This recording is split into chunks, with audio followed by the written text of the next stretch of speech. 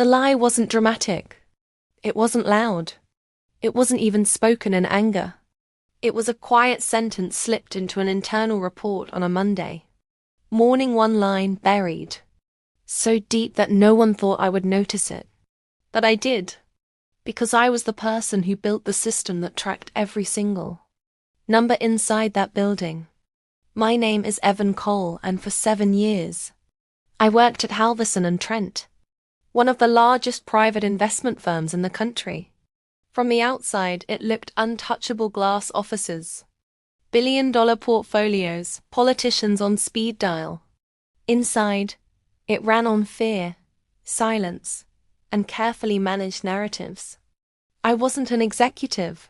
I wasn't a partner. I wasn't even public-facing.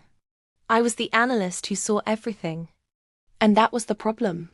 The lie appeared at 8:17 a.m. I remember the time because my coffee was still too hot to drink when the system flagged a discrepancy.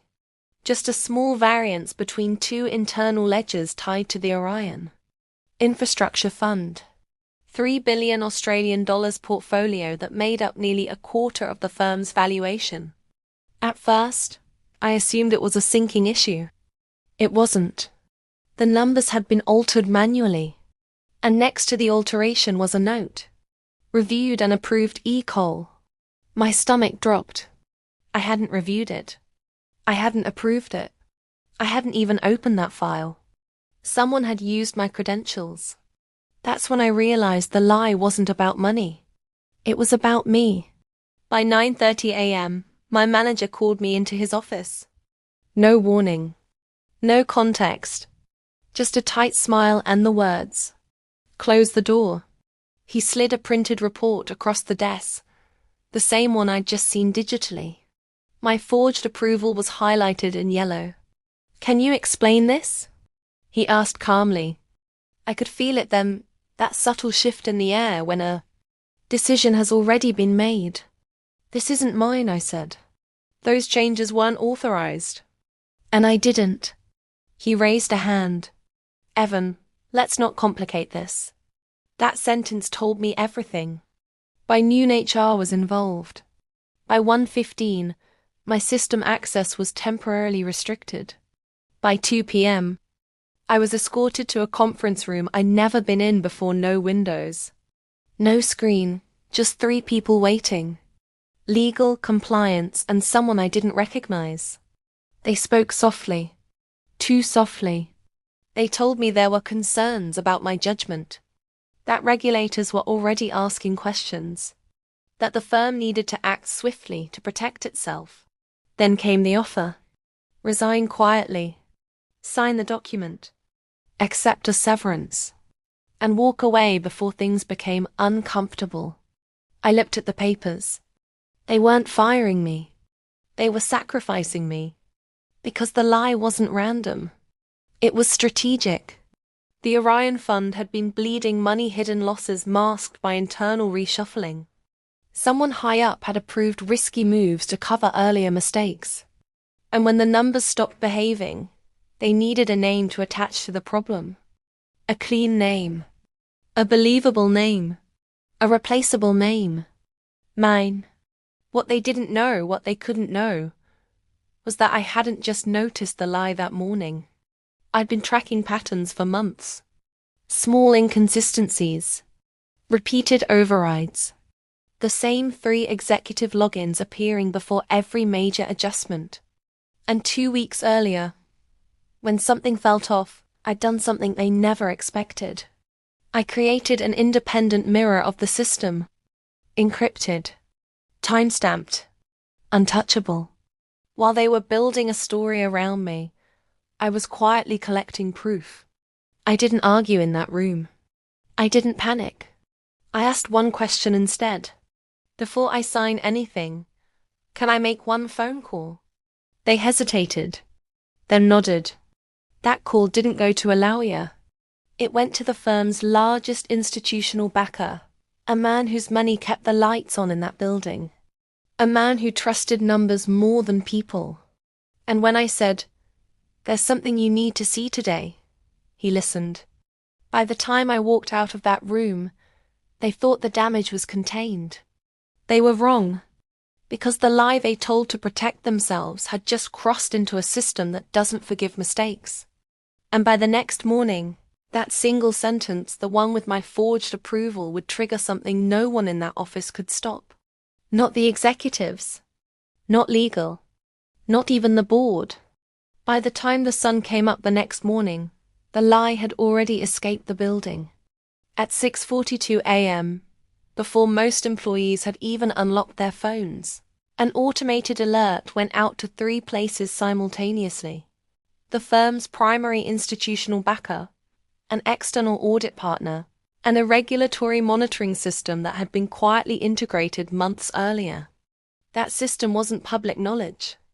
Only one person outside compliance knew it existed: me. At 7:10 a.m., my phone rang.